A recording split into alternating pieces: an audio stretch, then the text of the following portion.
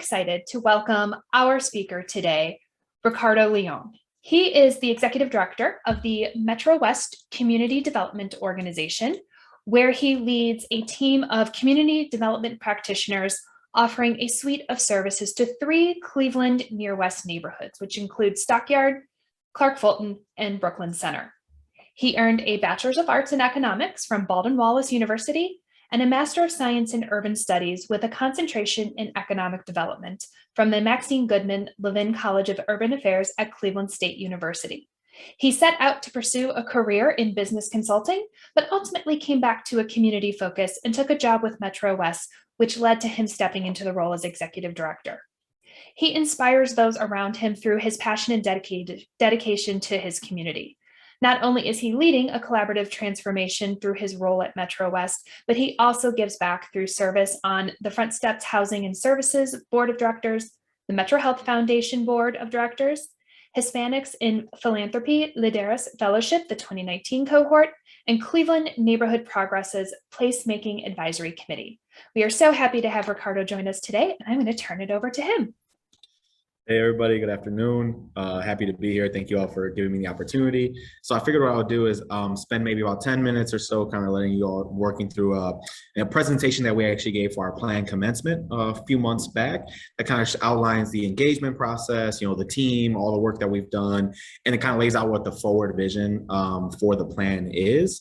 And then spend maybe the last 5 minutes conversation and kind of letting folks know like where we are today, right? Because Greg Zuka from Metro Health is part of the team. Thank you for being here, Greg. We are actually gearing up for Planning Commission. We're about 3 weeks out from actually going to Planning Commission and getting this thing kind of rubber stamped. So it's like 2.5 years of work, like finally coming to fruition. And so you'll get to see a little bit of like, how the soup is made and like what is going into that presentation. We haven't completed it yet, but let you know, like we're just kind of what's coming. So what I was actually gonna do is I'll just screen share here this older presentation. Again, it's from June, and then I'll kind of just walk you guys through just again overview, and if everybody can see it, just let me know if it looks good. All right, and then let me just get this out of the way. Okay, perfect. So again, this is from our June commencement, and so wanted to start with just the project team. Obviously, I kind of mentioned Greg already, but so our consultant team was a team from Wallace, Roberts, and Todd, WRT. They do master planning, public realm design, and community engagement. The consultant team also incorporated Reinvestment Fund, Neighborhood Connections is like a local agent here, and then WSP on the multimodal transportation piece. And then the core team, the team that's actually been working on this for, because we consulted with WRT going back about 1.5 years ago now, beginning of 2020. The core team has been working on this since probably, I don't know, maybe beginning of 2019, at least second quarter of 2019. So almost 3 years now. And so that team, it consists of, Metro West, certainly, Metro Health as well, and then Ward 14 Councilwoman Jasmine Santana, the City of Cleveland, actually the Planning Commission, the City Director, Freddie Collier, Director of City Planning, has been a part of the team, and the Cleveland Foundation as well, Keisha Gonzalez, Program Officer. And so kind of this core team of, 5 entities, we all came together in early 2019 and thought, hey, the councilwoman was new in her role. I was relatively new in my role. Greg was relatively new in his role. We were all kind of realizing this neighborhood, Clark-Fulton, has never been planned for. And it's actually the only neighborhood in Cleveland that has never had a comprehensive community master plan. And we thought, we all have our own agendas. We all have our own ideas, things that we need to do for our own institutions and for the community. And instead of doing 4 or 5 separate plans, let's all put our hats together and really put together a comprehensive plan that covers all of us. And then also, in addition to the consultant team and the core team, we had what we called like our extended together team, which really incorporated members of each individual party. And then I'll get to it a little bit in the presentation, but we had an ambassador team of neighborhood residents, 5 residents that we affectionately call the Fab 5. And they are a team of residents who really helped from beginning to end, kind of helped us shape the plan and bring it to fruition. And then we also had a steering committee of neighborhood, and community institutions. And so really the purpose of the plan, sorry, my computer's lagging just a little bit. So the purpose of the plan was to create a resident-driven master plan and vision for the Clark-Fulton neighborhood, and a vision that will help transform the neighborhood into a healthier, more equitable, and more sustainable community. So our planning and engagement process, again, this goes back, we really broke the plan out into 3 phases, going back to when so interestingly enough, you may have seen it, there was an article that launched, I think it was like March 6th of 2020. And at that point in time, we had a plan that we were going to launch in April, right? Little did we know, about a week and a half later, the world would flip upside down. And we had to figure out, okay, we had 2 options. Either we could stop this kind of monumental process and hey, getting all these folks together, institutions, CDC, elected officials, all of us on the same page and moving forward and stopping that progress, or finding a way to keep the planning process moving forward, even in an upside down world. And so we did. We figured out a way that we thought, we kind of put a plan in action together that really took the plan, broke it down into 3 phases, starting in June of 2020. We did kind of a launch of the plan, doing focus groups, doing a community assessment and presentation, and kind of really understanding what were the assets, concerns, and kind of initial opportunities for the plan. Then phase 2 of that plan really started in fall of 2020 through second quarter of this year, and that was really looking at and creating visioning for the neighborhood, and then putting ideas and actions in place. And so that coincided. We had a community event back in November where there's some photos actually I think in this presentation. That was like an open house event. It was pretty memorable because the second day there was a really bad rainstorm and the tent flew away, so that was pretty fun. And then the final phase, which again, back in June, we were in the final phase. We're kind of really ironing out that final phase, and was validating the plan, right? And then not only validating the plan and going back to the community and having what we call the commencement week, but then also starting to draft the plan, create the actual, put pen to paper and create the actual plan. So our engagement summary along the way, you can see kind of all of these individual points or different touch points along the way and ways that we engage with the community, via website and social media, focus groups. We sent out postcard mailers to every household in the study area. We did our project launch presentation. We had steering committee meetings along the way. We had both virtual and in-person community meetings. Again, I mentioned the open house back in November. And then we also had an ambassador expression series, which I'll briefly touch on as well. And then in the finalizing kind of the engagement process, kind of in the last few months of the year, of this year, we had our commencement meeting, commencement weekend, and then also had some steering committee and community conversations that are leading up to the final plan adoption, which you can see it's in September. It's really going to be in October. We're about 3 weeks out. So this is just a picture of Ideas in Action Week. We had about 77 to 80 participants over 2 days. It's really 1 day because we only had about an hour of that Sunday. But kind of goes to show, just got folks out. We had a tent set up in Funkenship's yard. So Funkenship is a local brewery here in the neighborhood. And we just got folks to come out, and we had these vision boards where folks could react, right? We had a series of questions and a bunch of different categories, and folks could react to those and provide us feedback. We also had a mobility exercise. We had a bike ride through the neighborhood, and we had a little art session where kids could actually come in, and that little card that little girl was holding was actually the card that we sent to the folks in the mail as well. And then the plan commencement weekend, this is just like for this presentation, it was a 4-day event. We had a community meeting on a Thursday evening and then a weekend event where, again, similarly, very similar, same location, open house. We took those visioning boards and incorporated the feedback from November and created new boards that said, hey, this is what you want.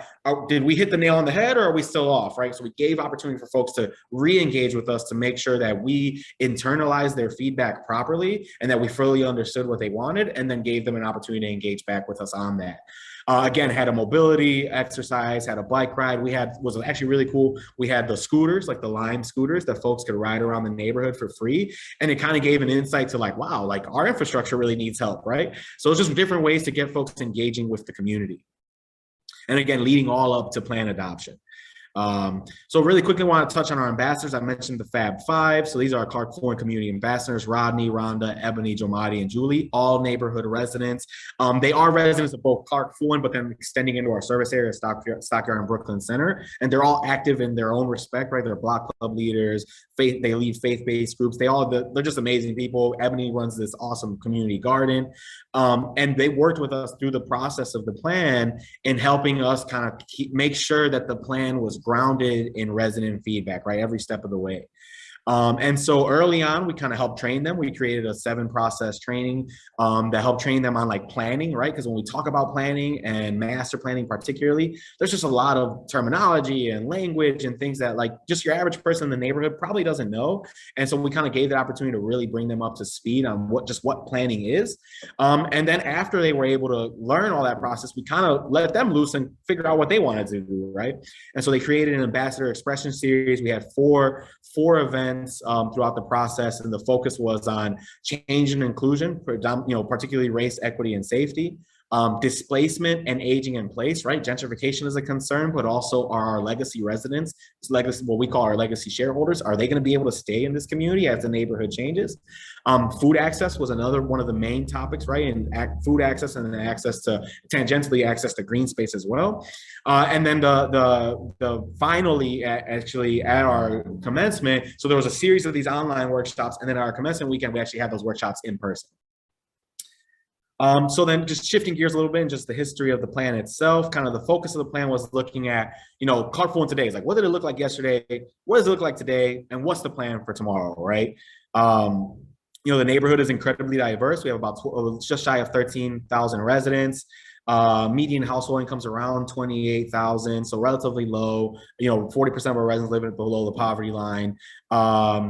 And so this was important to know this information. If you look at this map here on the right, you can see that really the only neighborhood in the entire city that is predominantly Latinx and Latino is the Clark-Fulton neighborhood, right? And so we were planning for a neighborhood that has historically been underrepresented and a community that has historically been underserved.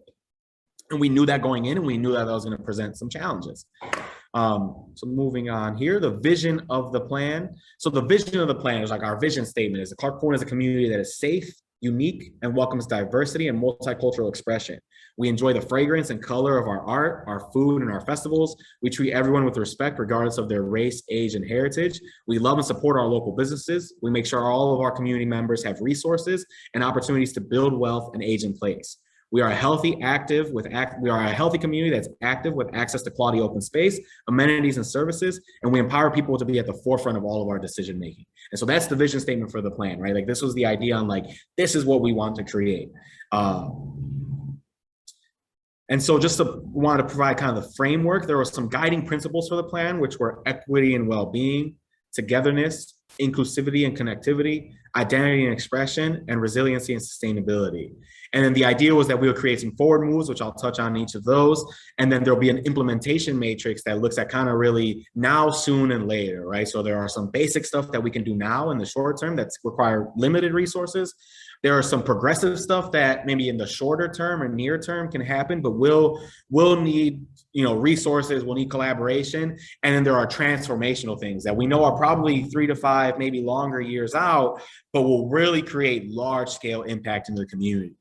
And then the metrics that we would like to measure and use are kind of the social determinants of health, the eco-district protocols and imperatives, which is wrapping in the work that Metro Health has been doing around eco-districts, and then the wide range of metrics that the city of Cleveland uses to measure our populations. So again, guiding principles, I'm not really going to dive too much into these because there's a lot of text, but again, equity and well-being, togetherness, inclusivity and connectivity, identity and expression, and resiliency and sustainability. And then our forward moves, this is kind of the idea of like, these are the things that we want to focus on and that this plan will create recommendations around specifically. And so there's 8. And so it's to strengthen and create new community places and destinations, to foster healing, health, and inclusivity for a stronger neighborhood, to preserve and create housing opportunities without displacement, right? So housing opportunities at every phase and price point. Build community prosperity through equitable economic and educational empowerment, to cultivate unique, vibrant, and prosperous mixed corridors. Really want to hone in on those key parts of our neighborhood where folks travel day in and day out. To create a welcoming, accessible, and authentic public realm network. To create a safer, smarter, green, and connected neighborhood that has mobility options for everyone, all users. And to advance the efforts to build capacity and infrastructure for a more inclusive, accessible, and digitally resilient community. So I think I'll stop the presentation there because I know time is limited. And so just let me figure out how to stop sharing. And then I think at this point, about 15 minutes left, would love to have just open conversation questions. I can answer anything. I don't know if Greg, if you want to jump in and provide any feedback from your perspective, would love to just hear from folks. Yeah, just really quickly, Greg Zuka, I'm the Director of Economic and Community Development for the Metro Health System. I think as Ricardo said, we could have decided to wait and hit the pause button, but I think whether knowingly or not, we made the right decision to persevere and go forward with this. And while this plan, this document is about to wrap up here in October and be officially adopted, it's really only the beginning, because it's going to be a living, breathing document. And COVID did present challenges in terms of really getting as much resident input and feedback that we would like to see, but it's not etched in stone. So we fully anticipate to continue to talk with community and engage with the ambassadors and make sure that as more iterations come forward, we will continue to modify the plan to more accurately reflect the needs and wants of the community. Yeah, I would just like to thank you, Greg, for noting that. And I think that's something that's really important to know. And we've been telling residents, right? Like, this is just like the work's about to really start. Like it took us 2.5 years just to get to the starting line. Because like now we have a playbook, right? We will in about 3 weeks have a playbook that's rubber stamped by the city, that everyone agrees makes sense for the community, that could quite frankly be a building block for other communities to build off of as well. And then we got to take that playbook and start figuring out, okay, how do we make this thing a reality, right? And where do we identify resources, what partners, how do we collaborate? And then again, using that kind of implementation matrix to identify what is the priorities and how fast can they actually happen. And so that's the real work is about to start. Ricardo, we've had some questions come in. And so we'll start kind of with around the resident feedback. Have there been any initiatives that you have been able to implement immediately after getting the feedback from your residents? Yeah, certainly. So I think there's been a few things, but I think one of the things that I think is most important is, and Greg can attest to this, I think every single conversation we've had with residents, the number one thing that residents bring out is affordability. Maintaining affordability, creating an environment where residents can afford to stay here, right? Residents want to see the investment and they want to see the amenities, but they want to make sure that they can actually take advantage of those amenities, right? And so a couple things that we've worked on kind of in parallel as the plan's been developing, right? The Metro Health System has been able to get Fact 50 funding to create a low-income housing tax credit project, which is going to create over, about 70 some units of affordable housing in the community. Metro West was also able to partner with the León group to do a similar project. It's not new construction, it's a rehab, which will create 60 units of affordable housing. And then we're now working towards envisioning what the creation of a mixed income neighborhood trust could look like that would not use tax credits, but would go out and acquire properties at scale in the community and hold them as long-term affordable in perpetuity, right? And the idea that as the neighborhood develops, if we can create a strong base of affordable housing options, residents in our community will always have an opportunity to stay in the community. And then I think at the same time, and this is something we're working on as well, is then for those residents who are ready to become homeowners, right, who are ready to take on that, to have a stake in the neighborhood, what types of affordable housing opportunities from an ownership perspective are we working on? And so that's something that we're kind of starting to shift to now is not only maintaining affordability in the rental market, which we certainly have and are doing so through our efforts, but how do we create a long-term ownership model? And so that's something that I think came directly out of the plan. And we realized early on, it's like, we need to work on this while we're working on the plan, because if we wait until the plan's done, it'll be too late. Ricardo, as you've done that outreach to engage residents, what were some of the tools and the methods that you used that you found to be the most useful? Yeah, and engaging with folks. So one of the tough things that we encountered was the digital divide, right? The digital divide is a real issue here in the neighborhood. We're in a neighborhood where only about 45 to 50% of the community had access to high-speed internet. A couple things that have happened to deal with that issue is actually, and thankfully to Metro Health, through Metro Health's partnership with Digital C, we've been able to help connect hundreds of homes to a high-speed internet. And so that has certainly helped. Digital C's help is also we've been able to get actual, like PCs, like units into the hands of folks so that they can be digitally connected. But also, I think one of the things that have been helpful for us is like we kind of went old school, right? Like, and I think COVID forced us to, like, we picked up the phone and started calling people. Like, picked up the phone, called people. We started showing up to where people were at, right? We had pop-ups outside of Market, Dave's Market, and other places. We spent about a week going through the neighborhood as and partially because of COVID, but also, engaging around the plan, going to all of our like local barbershops, restaurants, kind of all those different places, dropping off literature, engaging with folks. So really getting out into places where people are actively engaging in the neighborhood. There's no reason to create a new wheel when there's already folks in the neighborhood, right? And so that's something that I think we really learned through this planning process, and we are now using for a bunch of the other efforts we're doing, right? Whether it's around vaccine distribution or workforce development or whatever it is, using and implementing what we learned through the planning process and saying, hey, like, we just got to find folks where they're available, and wherever they're available, that's where we need to be. Speaking of the scope of the plan and knowing Metro West and the area that you cover, does this plan also include Stockyards and Brooklyn Center, or is this mainly focused on the Clark-Fulton neighborhood? So the plan boundaries themselves are focused on, it's interesting. So Clark-Fulton's an interesting neighborhood, and that a part of Clark-Fulton is actually in the Tremont service area. So if you're about one parcel east of West 25th Street, you're technically in Tremont. And so Tremont was part of our steering committee. And so we actually incorporated that entire section of the Clark-Fulton neighborhood that is technically serviced by Tremont as well. So it does extend east. And then we extended a little bit west into Stockyards, particularly because we wanted to make sure that we were capturing the refugee and newcomer community. And Thomas Jefferson International School is on West 46th.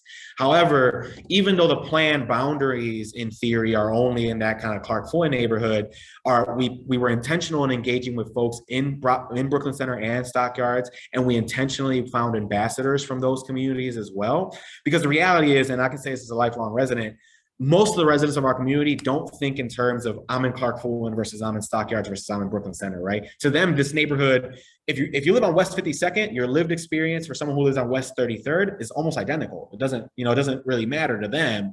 And so we understand that, and being in the neighborhood, understanding the neighborhood, we understood that it was important, right, to include those folks. And so our hope is that once this plan is adopted, right, it took a bunch of energy and work to get here, but we now have a foundation that we can then go to the Stockyards and Brooklyn Center communities in the future and say, hey, we already have a foundation built. How do we create a smaller scale, plan that builds off of the work we've already done, but is more tailored to your communities? And those are conversations that we're having with our elected officials and others, thinking about what does 2022 and 2023 look like. You've mentioned so many stakeholders who have come to the table to be a part of this plan. And collaboration can be really hard. Through the couple years that you've been working on this, what are some of those best practices or lessons learned that you would share with others on how to make a successful collaboration? Yeah, no, definitely. I think collaboration at any time is difficult, but I think we were lucky in that, like, one of the things we took on, and Greg, if you disagree, let me know, but I think one of the things that we really pushed for early on was like showing up with like our authentic selves, right? And being like brutally honest with each other and being very clear in our intentions, right? Like coming out of the plan, we all have different wants and needs that are incorporated into the plan. And we were very open about that from the beginning, right? And so through this process, I think one of the things that's been most important is having those open lines of communication. I think, you can only really move at the speed of trust, right? And so if you have to trust your partners and understand that we're all on the same page and we all have the best intentions for the community at heart. And if we are putting the community first, then that is like the driving force, right? And I think to a T, every single one of the members of our team and our extended team and our steering committee ambassadors, we've all operated from that same perspective of, first and foremost, the community is centric to the plan, and we're going to show up and be honest with each other and be truthful in our intentions and the work that we need to do and get done, and the capacity that we have, right? Because I think that's a tough challenge in collaboration, is we're not often honest about the capacity that we have. And so I think that's something that we've done very well from the beginning. And so, every relationship has its, hiccups here and there, but for the most part, I think we have had like a seamless process in that we've all worked together seamlessly and in good faith with each other, and have not had any issues that maybe you sometimes hear about in these types of collaborative efforts. Yeah, just to build on that, I think that this is somewhat unique in terms of a neighborhood master planning effort where you have a neighborhood-based organization an anchor institution and, you know, City Hall all coming together to work. And so obviously, you know, I don't want to say, I think distrust is a strong word, but, you know, I do think you have a history of these types of, you know, grassroots organization, government, and an anchor institution working together. So just that's a new kind of a relationship. So I think, as Ricardo said, you know, we all came into this looking at, you know, common objective, common purpose of look, we're really trying to enhance this neighborhood and this community that we all serve.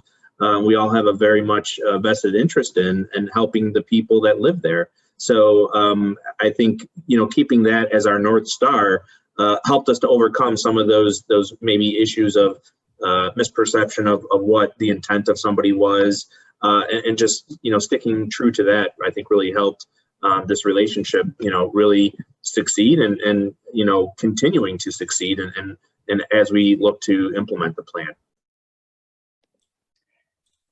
So Ricardo, as you think about the work that you're doing in your neighborhood, what excites you most about what's currently happening in the area that you serve? Yeah, I mean, a few things. I think one of the exciting things is that we are seeing resident participation increasing, right?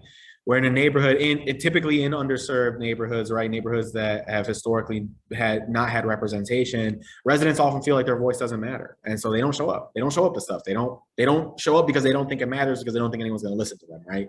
And so I think one of the coolest things that's happened through this process is kind of changing that narrative. Certainly, I think that's something that is really exciting. And we've seen it happen through just through the life of the plan. We have a couple neighborhood associations started and kind of geared up and are now active groups that kind of spurred out of the plan.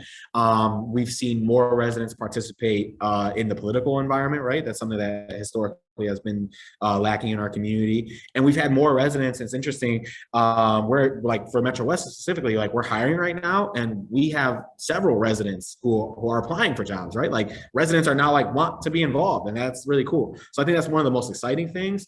I think the other thing that is certainly like a hope of ours, and I think we are setting the stage for that, is, you know, there are very few communities like across the country, but even in our own city, where development has happened and the legacy residents of that community have been able to participate and benefit from that investment and the increase in amenities. And I think this plan will set the foundation for ways to incentivize investment and development and take the neighborhood, right? Like, reshape the neighborhood, but reshape it in a way where our community doesn't have that fear of displacement, right? Where our community is able to stay at the forefront. And I think that's something that we have a really unique opportunity. And this last like 2.5 years of work is kind of setting the stage for, again, what the next phase of work looks like. That is, again, still continue to be community and resident centric. And that's probably what I'm most excited for, because I think we have a chance to really create something unique here that you just don't really see in many places. So let's look ahead 5 to 10 years. What do you most hope to see for your neighborhood?